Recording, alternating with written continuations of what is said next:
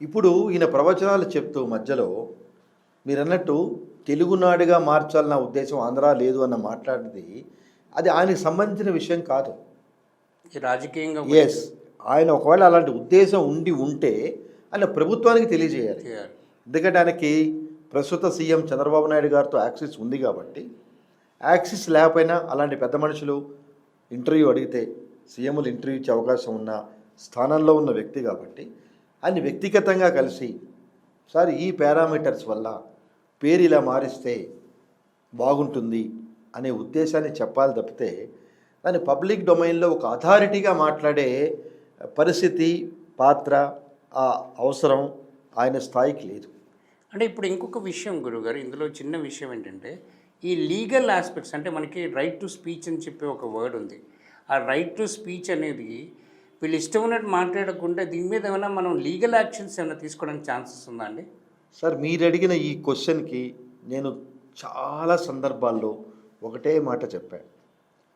ప్రతి దానికి అంటే అక్కడ మీరు పెన్ను పెట్టి పక్కకి వెళ్తే నేను మీ దగ్గర ఆ టేబుల్ మీద ఉన్న పెన్ను మీకు తెలియకుండా తీసుకున్న దాని నుంచి బ్యాంకులో 1,00,000 కోట్లు దోపిడీ చేసే వరకు నేరాలుగా, తీవ్ర నేరాలుగా పరిగణిస్తూ శిక్షలు ఉన్నాయి.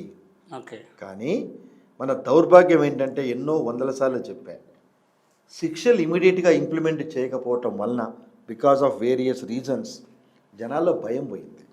అంటే ఒక విషయం గురువుగారు, ఇందులో ఇప్పుడు వీరే కాదు, చాగంటి కోటేశ్వరరావు గారు మాట్లాడినప్పుడు కొన్ని ఇబ్బందికర వార్తలు మాట్లాడారు, గరికపాటి వారు మాట్లాడారు.